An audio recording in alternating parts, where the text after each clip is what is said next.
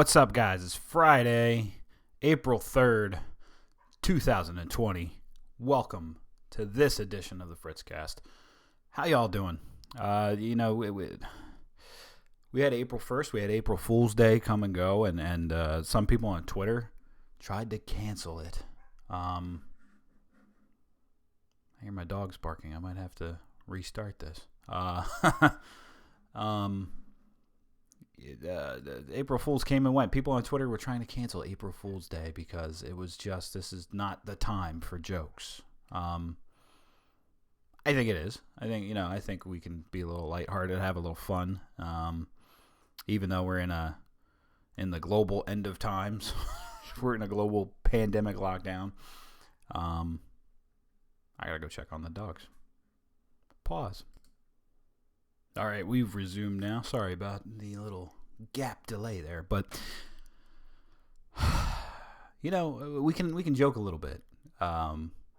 We can kind of find solutions to this this ongoing problem.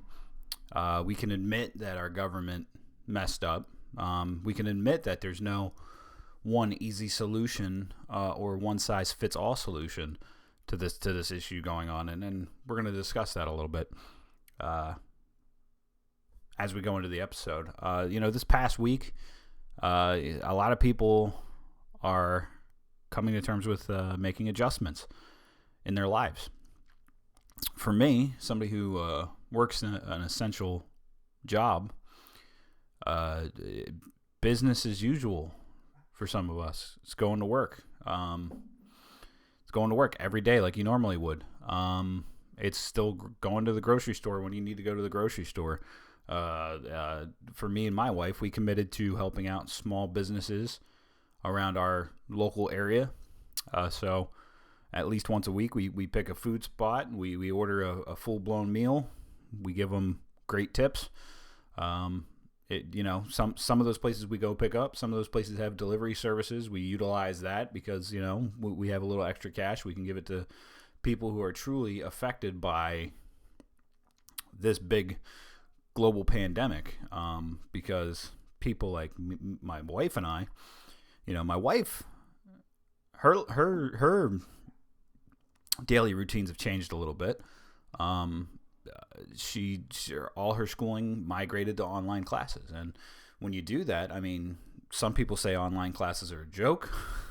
I did my 4-year degree completely online, Colorado State University. I tell you right now, I think I did more work online for that degree, for my bachelor's, than I would have done in a brick and mortar campus, sitting down, listening to lectures and all that jazz.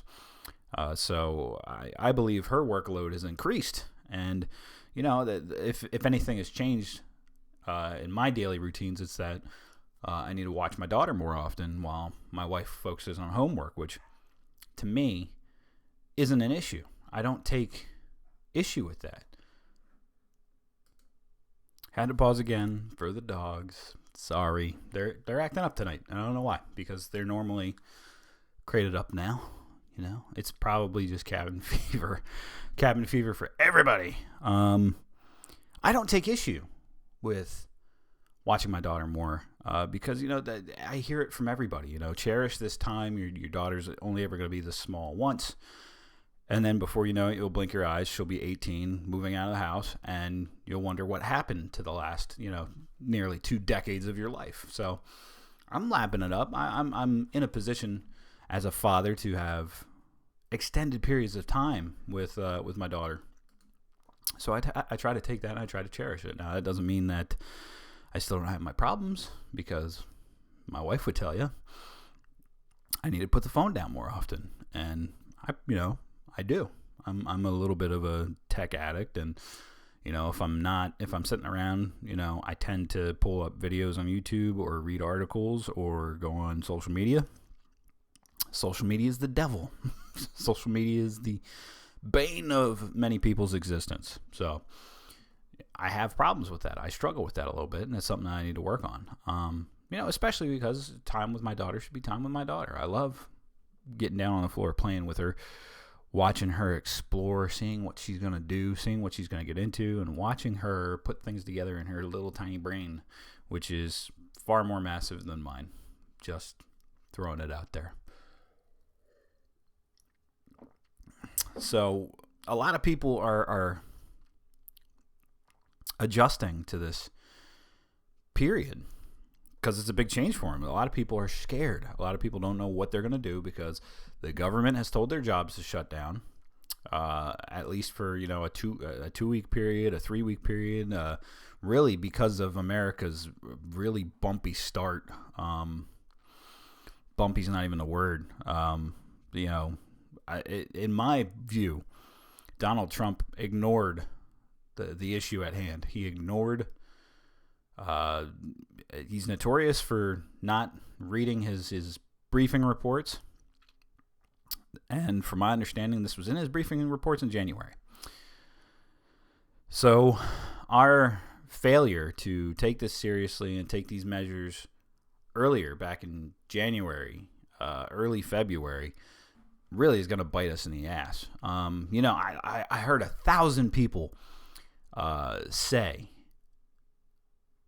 that, thank God March is done. March lasted forever to some people. And they're like, thank God it's over and we're in April. And I kept telling everybody, and I still believe this, that April's going to be a terrible month for this thing. There's not going to be any reassurances in April that anything's going back to normal anytime soon. I know Delaware here has extended, schools being closed up and through May 15th, which at this point, I'm pretty sure they're just going to walk that to the end of the school year anyway, and they're not going to go back. That is the consensus that I'm getting from it, and how Delaware progressively does baby steps with this stuff. That's what I'm anticipating there. Delaware's already started to have police patrol around and zap out-of-state tags. Now, Delaware's a big thoroughfare for a lot of states. They're not doing it on our interstate. They're not doing it on I-95, I-495, I-295. They're not hitting up any of those because they don't care about people just merely passing through Delaware, but they do care about people who work in Delaware from out of state, especially in New Jersey, a hotbed. People who travel up to New York. A lot of businesses are incorporated in Wilmington, Delaware, but they have business and office space up in New York, so they go back and forth all the time. Makes Delaware a hotbed, kind of, in its own right, especially the Newcastle County area up in the north with the I-95 corridor. It can become a mess. It can become a big mess. And Governor Carney here in Delaware has progressively stepped up the measures that he's put in place because now we're in stay-at-home orders, kinda. They're not everything. There's a laundry list of exceptions of essential businesses, essential functions, and it's like this is where it gets nutty to me, at least anyway. I get it. I think staying at home is a great idea. I think social distancing is a great idea. I don't necessarily like it at the request of the government, and I'll play some clips from some politicians about that. A lot of people would say, but the government has to do it. These same people were the ones who just a mere month or two ago were telling you that Donald Trump is a fascist and a Nazi, and we need to get him out of office. But now they're begging him to, please tell us that we have to stay at our homes, threaten us with police force, threaten us with fines, threaten us with jail time. That's idiotic to me. That's nuts. That's crazy. I don't know why you would want to do that. I don't know why you'd want to go that route. It doesn't make sense. You really have to step back and think about some of these things. I've probably seen dozens upon dozens upon dozens of shaming videos online. And I mean, like, somebody's walking out in the neighborhood, the person in the house doesn't recognize that person, so they open up the window, open up the door, or even go outside and confront this person, which makes their whole thing contradictory. And they berate that person, they shame that person because they are not at their home. They're not staying in their home. Just one single person, maybe even a small group, 2, 3, 4, 5 people, a family walking around, just getting fresh air. People scorning these people, shaming these people endlessly. I think it's idiotic. I think it's dumb. I think it's rude. I think it makes you a jackass. In fact, if I may. We'll pull up the tweet that I sent a couple days ago. Move over here. I will get this lighting thing figured out. I'm going to install some lighting to make this so it's not so, ooh, he's dark, now he's light, you know. We will do that.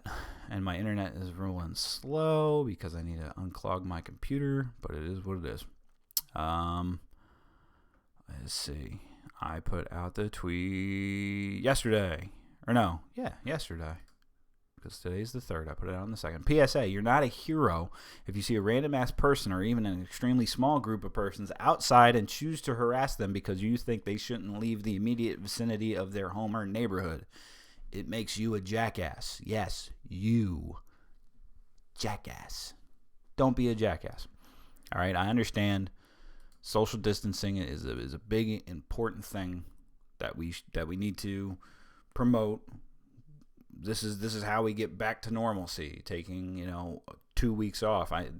There is a flip side to that. The economy is as much as people want to say that the economy shouldn't be a consideration in this, and that you're choosing the economy over people's lives. I mean that's not. There's no argument there. Nobody's going to say that they'd rather have people die so that other people can remain rich. I think it's a fallacy argument in and of itself. And I'll tell you why. Because if the economy does take a severe hit, you're talking about millions more people who are going to be pushed down into poverty, maybe even below, struggling as unemployment rises. The government clearly, I mean, look at this bill that the government passed. It's $2 trillion. But something like only $250 billion went to make a $1,200 one-time check to you if you made under, $75,000 or whatever. For some people, that's not even their mortgage payment. Maybe it's their mortgage payment and like maybe like $200 or $300 extra for bills or groceries or whatever. And the way that the government slapped it back and forth, Republicans and Democrats, you can't just point at the Republicans and say, "Oh, shame on you." Okay, the Democrats wanted $25 million for the Kennedy Center in this. $25 million for the Kennedy Center for the Performing Arts. I believe that's what it's called. And within like the next day or so, the Kennedy Center came out and told their 96-piece orchestra, they told every one of those musicians, hey, your paychecks are stopping in April, and if this carries on into May, so is your health benefits. This place just got $25 million from the government. Just they banged a gavel, they got $25 million. They pretty much laid off those people. They said that we're not gonna fire you and we're not gonna can you, but starting in April, just a mere week away from now, you're not gonna get paid anymore. No money. And if this lingers into May, which it will, you won't get health benefits. That's a hit on people. That's a huge hit on people. That doesn't even take into account just your regular run-of-the-mill shops and businesses, people who are working minimum wage jobs, who are about to get cut a one-time check, and that's it. It's crazy. It's crazy what the economic impact can do, because it's not just an American economic impact, by the way.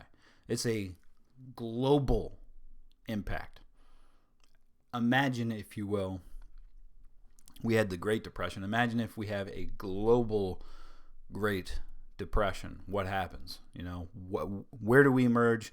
How do we cope? How does life change? There's a lot of question marks. A lot of people are already looking at the remainder of this year. 2020 is kind of shot. If you had that beach trip planned, I have a beach trip planned in August. Is there maybe a slight chance that this thing dies down and by August I can go on the beach trip? Maybe, but I'm not holding my breath.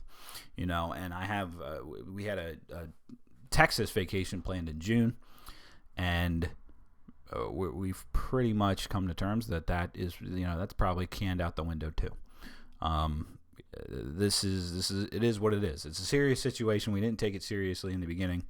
A lot of that was from our government. A lot of that was from missteps from our government. If you can believe that. I don't know if I have it up here. I don't know if I have it in here, but we can talk about the Trump shortcomings. He did, the 2018 pandemic team was released, let go, however you want to coin it. While they let the pandemic team go, prior to that, from 2009, the swine flu, the Obama administration did not replenish a national stockpile of N95 masks. Just didn't do it. It was depleted during the time of the H1N1 swine flu epidemic. Never replenished. It is lack of foresight, lack of vision, lack of preparation. It's everything. And I think that, by the way, falls on everybody in our government. It falls on every single one of our government officials, from the last administration to the present administration, including senators and representatives who may have known about that. I think that falls on everybody. I think that falls on absolutely everybody. I do want to play this clip from Andrew Cuomo. Andrew Cuomo, risen up lately in the ranks on national focus for the job that he's carrying out in New York. Whether you believe that to be a positive or a negative one, it all depends on how you view it. So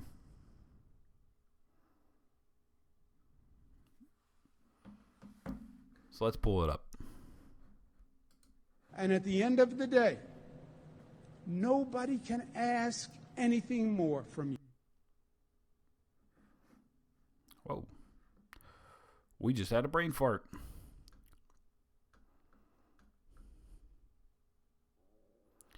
Did not work out the way I was expecting it to. Nobody can ask anything more from you. That is your duty, to do what you can when you can. And it don't want me to play the video. It does not want me to play the video. But, hey, look at this. All right. There isn't actually any contradiction in the beliefs that A, the virus is dangerous, B, mass unemployment is dangerous, and C, authoritarian government policies are dangerous. There needn't be any cognitive dissonance holding all three at once. They're not mutually exclusive. And they're not. They absolutely are not mutually exclusive to each other. Thomas Massie caught a lot of flack for trying to hold an in-person vote for that $2 trillion bill. He said, if we're going to pass this, if we're going to take this dive, I want names attached to it, He caught flack for it. There's points of it, of his argument that I absolutely agree with, and unfortunately, our government can't come together and work on something bipartisanly for the good of the people, even once. Can't even do it once. So Thomas Massie said in this tweet, when Pearl Harbor was attacked, did we pass a bailout or did we declare war on our enemy? Attack the virus, not the taxpayers. He was on Nick Gillespie's podcast with Reason Magazine, a great episode that I implore you to listen to, just for a little bit of a different perspective. However, I will say, comparing Pearl Harbor to coronavirus, a little bit of a stretch. I get the sentiment, but might be a little bit of a stretch there. For the coronavirus business, the biggest problem in the United States has been testing. We all know that South Korea rolls out the tests like mad. We have a clip here from Dr. Rishi Deza on Fox News, which Fox News was not happy about after it happened. I just want you to listen to what he has to say about some of the testing. You also recommend massive, large-scale testing. Now, what we hear every night is that there are millions of tests available, and yet we don't have that pinprick blood test that you can just sort of get, at your local doctor and know in 15 minutes. But they're working on it. Yeah, they're working on it. They should have been working on it for months. So the fact is, we knew about this from the WHO when? December 31st, 2019. So last year, we knew about this. We knew coronavirus is coming. We knew it was a respiratory disease. We knew it was person to person. Why is it that it's this week that the FDA finally approved these kind of new Abbott lab testing, which, by the way, is one test at a time? It's a great test, but it's one test at a time. It's different than the labs that are doing mass testing, right? So this is a wonderful test. Don't get me wrong.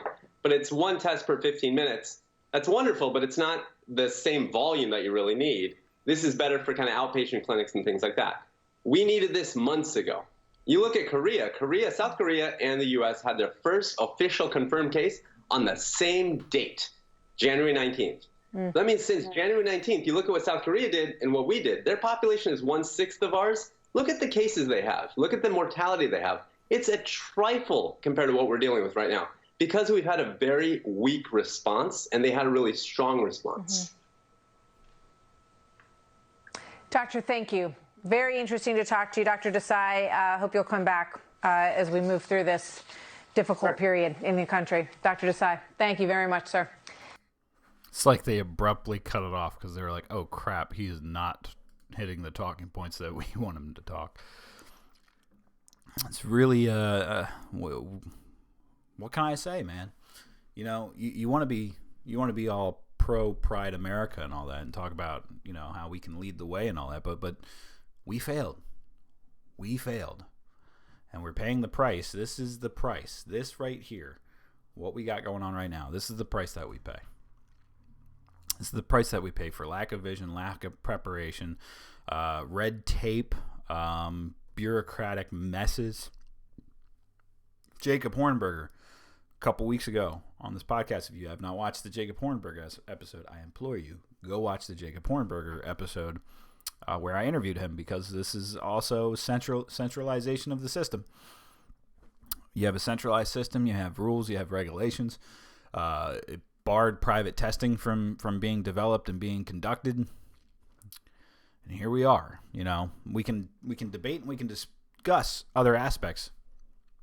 As the doctor mentioned, South Korea, they did do aggressive testing. They were on top of it, and then they were quarantining everybody that was positive, and they were figuring out who had contact with positive cases and testing them. And I brought up the aspect that everybody kind of ignores.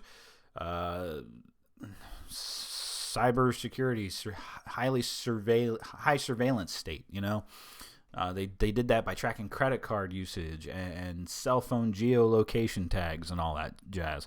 Things that in America you hear a lot of people speak out against. Does that mean that a private company couldn't have offered its services and hey, if you think you have, download an app and consent to the terms on the app, and then we'll figure it out from there. Absolutely, they could have. Absolutely, but as I said, we need to joke a little bit about stuff. You got to find stupid little funny clips or memes or whatever, like this one. How does that even make sense, bro? Well, if you would let me explain, Mars, the first topic is literally, how do we save Earth? And you say, and I quote, hit him with a meteor, like last time. I used to like the dinosaurs. No? Oh, he's getting worse. Perfect. Okay. Yeah. I'm looking. Okay.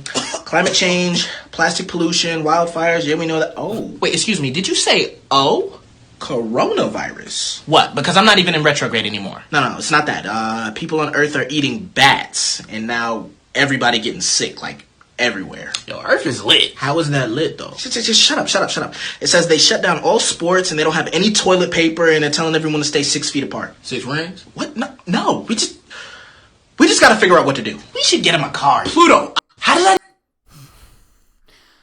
Find some humor, people. Find some joy in your life. Because it's a sucky time. There's people are very uncertain about what's going on. How is this going to change your life? You know, think about the campaign trail right now. The campaign trail. The stage is set for a messy election process if it takes place on schedule. This is something that I alluded to about 2 or 3 episodes ago. I jokingly stated, "Oh man, I fucking touched my face." I'm at home. I'm good. I'll wash my hands before I go to bed. That's the other thing, you know. They say wash your hands, don't touch your face. Have you tried? Have you stopped? Have you legitimately stopped and counted how many times you touch your face? Okay, because I can tell you right now, I'm wearing contacts. That's a no-no. Okay, I stroke my beard all the time. That's a no-no. And I end up scratching my head a lot. So that's a no-no too. This is going to affect the campaign trail. This is not. This is Donald Trump rejecting a nationwide stay-at-home restriction. So to start this whole thing over again is very tough, John. It's very tough. And you have them going, in some cases, from hotspot to hotspot. If you notice, they're usually hotspot to hotspot. Very few flights, New York to Miami. But we're thinking, we're certainly looking at it. But once you do that, you really are clamping down an industry that is desperately needed. But how do you make that calculation as to whether or not you keep the industry afloat or your risks spreading contagion? That is a calculation that we're looking at right now.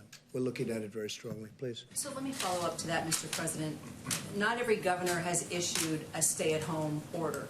All of you have made it very clear how important it is to stay home, that we are in a dire situation here. And that's how you stop the spread, is staying home. Sure. Why not take the power out of the hands of the governors and you just issue a stay-at-home order for every state in this country? States are different, and I understand that Governor of Florida, great governor, Ron DeSantis, issued one today, and that's good, that's great. But there are some states that are different. There are some states that don't have much of a problem. There are some, well, they don't have the problem. They don't have thousands of people that are positive, or thousands of people that even think they might have it, or hundreds of people in some cases. So you have to look. You have to look at states. You have to give a little bit of flexibility. But if a state in the Midwest, or if Alaska, as an example, doesn't have a problem, it's awfully tough to say, close it down. So we have to have a little bit of flexibility. A lot of people might criticize Trump for that. You know, I don't think the approach can necessarily be just a national flat, you know, one-size-fits-all blanket for all the states. We have, at my last check, 4 hotbed zones. I'm showing the number 4, but I didn't even shrink the window. 4 hotbed zones, so you can see my hand. New York,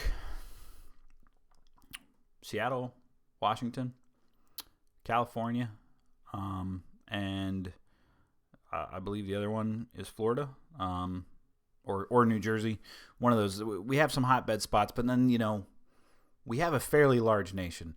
In comparison to some of these other nations, we have a much, much, much higher population, but we also have way more land.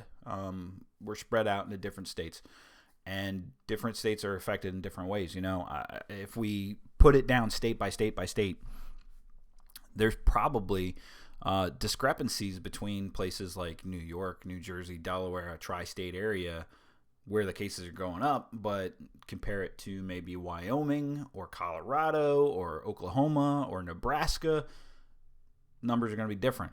Populations are different. I mean, you know, California has the same population as some nations.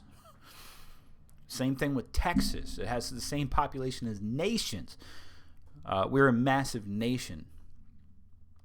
So, is there a one-size-fits-all blanket that works? You know, I don't know. I'm going to come back to this election thing in a minute because I want to give you what Mayor Glenn Jacobs, a.k.a. Kane from WWE, he's mayor of Knox County, Virginia. Knox County, Virginia? I think it's Virginia. I might be wrong. I have his clip here somewhere. There it is. This is Knox County Mayor Glenn Jacobs.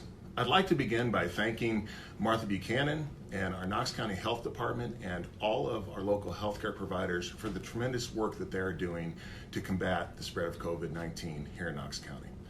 And now I'd like to respond to Governor Lee's executive order from today.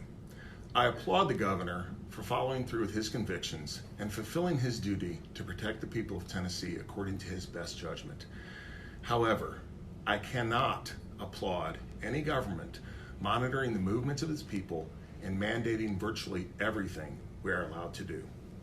I understand that COVID-19 is a very serious issue and this is a crisis, but we also face an economic crisis with millions of people out of work and no way to earn a living, many of them due to mandated government shutdowns. We also have a looming mental health crisis as individuals struggle with depression and feelings of hopelessness and isolation exacerbated by job loss. Many of them have already taken their own lives. Further, we have a political crisis as our state and nation must determine a way to walk back from the damage currently being done to our system of free government. During another crisis, Abraham Lincoln said, "Government of the people, by the people, for the people, shall not perish from this earth." Knox County will, of course, comply with this executive order. However, with our response to COVID-19, I fear that we may be testing the very limits of President Lincoln's notion. As a people, we must maintain our hope, optimism, and our faith in God's provision. I encourage all Knox Countyans to exercise the prescribed physical distancing guidelines, to engage in volunteer opportunities where appropriate, and to come together as a community through the use of technology. I look forward to working with Governor Lee to fight the COVID-19 pandemic and his visit tomorrow. I also am extremely pleased with the prospect of the Knox County Expo Center providing potential overflow capacity for COVID-19 cases. Thank you for watching, and may God bless all of us. Kane, guys. It's Kane, the Big Red Machine from WWE. By the way, WrestleMania is this weekend over the span of 2 nights because it's too big for one night and also too big for any audience. WWE is still running its programming, though. What else is? Nothing. So you might as well get WWE Network for $9.99 and watch WrestleMania, the record attendance breaking 0 people WrestleMania. Mayor Jacobs has a point there.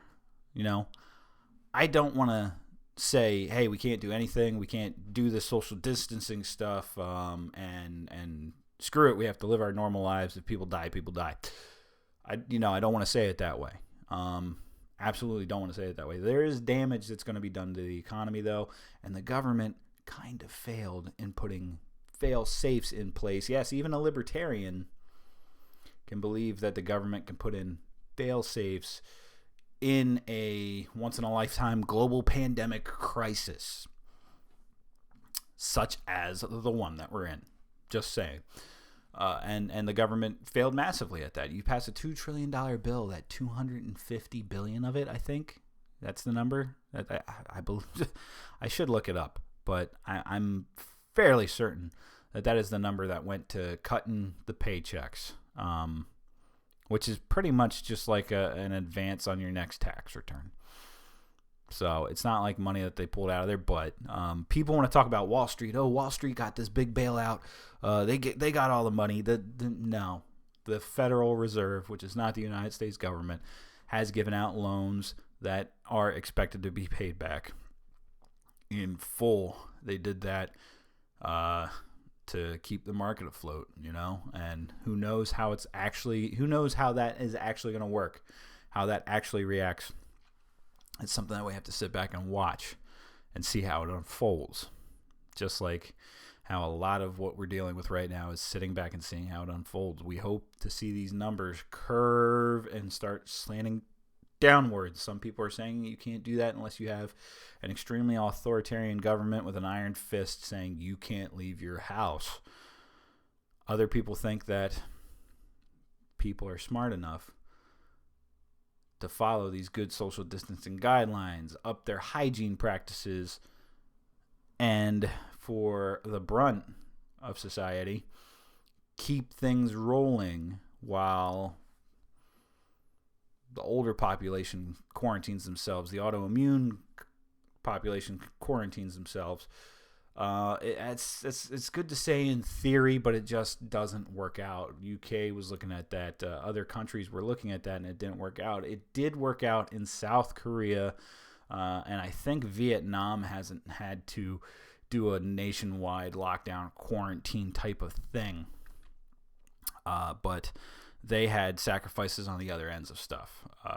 Sacrifices like on the Fourth Amendment and being able to pick up your digital footprint on the fly by the government. Now, the campaign trails have changed drastically because candidates can't go out and have these massive rallies, and it's questionable to have debates. You know, Biden and Sanders had that empty news studio debate, which I actually found very interesting, and I wish that they would scrap live audience debates altogether, but that's beside the point. I'm probably not going to get what I want in life for that.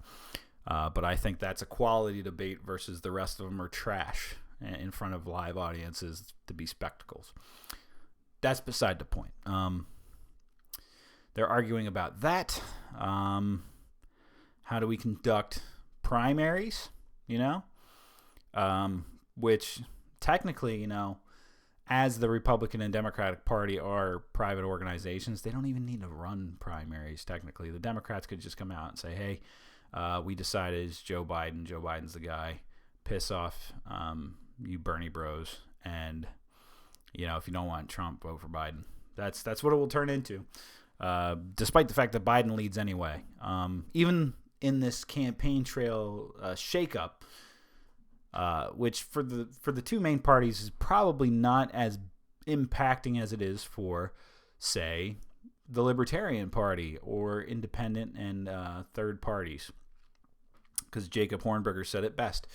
The Libertarians go around to state conventions. They shake hands. They talk to delegates because they have a delegate process that elects the nominee for the Libertarian Party. And now they can't go out. All these conventions are canceled. All these public gatherings are canceled. Not saying that it's bad that they're canceled.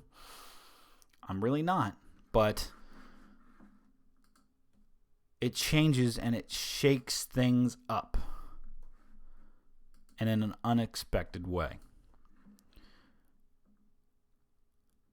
My final thoughts on this coronavirus stuff, and I hope next week I'm going to find something else to focus on.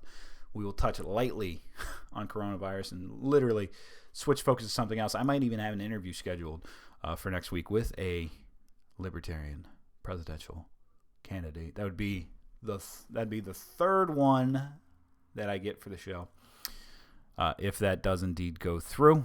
But I just, I got a kick out of this. Apparently, the Trump administration and Joe Biden want to set up a phone call. So this was what Joe Biden said from his home here in Wilmington, Delaware.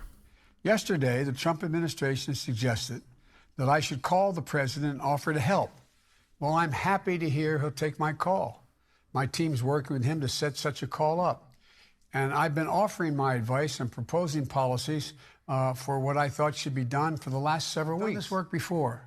I can tell you it takes more than tweets and press conferences. It's hard. It's painstaking work. This is when leaders have to lead and governments have to work. I was in charge of administering the $800 billion Recovery Act. So I understand that the devil is in the details. It's about follow through. The CARES Act provides more money to help people. Now, how do we make sure it gets to those people as quickly as possible and with as little red tape as possible? It's a good message, Joe, but the government is not so good at removing red tape. Puts it in for really.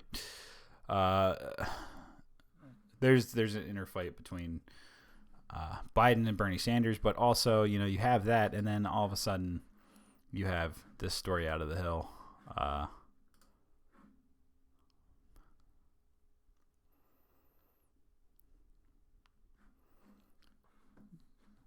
Says the Trump campaign,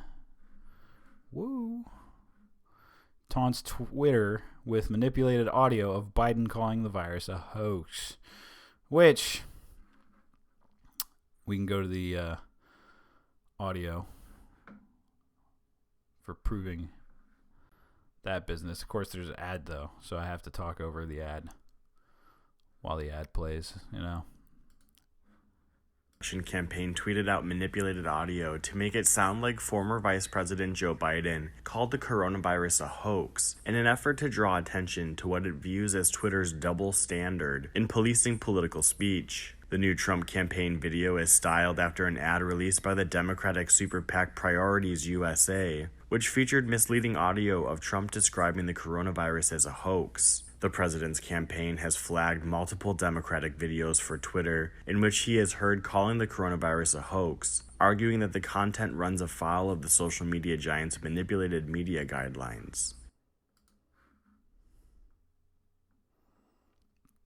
So let's see if they have the video clip of Biden calling this a hoax. We'll pull this up. The coronavirus is a hoax. The coronavirus is a hoax. Wow, that's powerful, Trump War Room. Very, very powerful.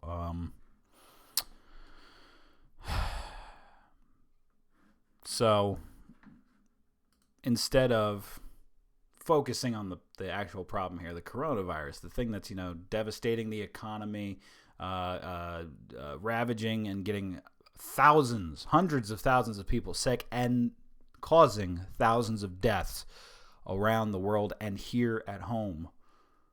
Instead of focusing on that, instead of focusing on how do we help the people, how do we stop the spread of the virus, what are the things that we can do? What are the things that we can do to keep the economy afloat, to keep people from dipping into poverty, from losing their jobs, from, as Glenn Jacobs said, that depression setting in, from people suffering mental health issues? How do we deal with all of this crashing down at once? But it doesn't matter because there's a campaign going on and we need to get our strikes in and we need to make fun of people and we need to get our licks in. It's just sad. It's just sad. So hopefully we do get on board. I would like to say that there's hope to be had, but I believe April is going to be a very rough month, before we start seeing a little more of a dawn or a place to look out at the horizon, see a light at the end of the tunnel and get better timelines in our mind. But we have to stop partisan politics here. We have to stop finger pointing and team playing and literally just step back and say, you know what? The government as a whole failed us. Government as a whole failed us. What is the best way to fix that? Is it to expand the power that the government has? Is it to contract the power that the government has? Is it to refocus the power that the government has? Is it private industry that'll help us, that'll bring us out? Is it community that'll bring us out? What will do it? That's what we need to focus on. We got to stop being so divisive and really come together because we have trouble on our hands. Guys, that does it for me. Thank you for tuning in to this edition of the Fritzcast. I'm thankful to have you, whether you're a longtime listener or brand new. Welcome aboard. We do like to get wacky and zany and joke around a little bit around here, so expect more of that. If you want to follow me on Twitter, at FritzQS, Facebook.com/TheFritzcast. Here on YouTube, you're watching it. I don't need to give you a link for that, but subscribe, leave a rating, please, please, please. You can check out podchaser.com/Fritzcast to get all the podcast catchers that you can get it on for the audio. Apple, Spotify, Google, all of those. Check it out. Subscribe, like, leave a review, share it with a buddy, share it with a friend. Send me your thoughts and comments, fritzcastpodcast@gmail.com. And remember, I love you guys. my answers might be wrong, you know. I don't claim to have the right answers. I'm just giving you an opinion and a view. Okay? That's it. That's it. And I want to hear other people's opinions and views, so please come at me. Come at me. Enjoy your week coming up. Hopefully we can start really combating this thing and see where things go. Thanks, guys.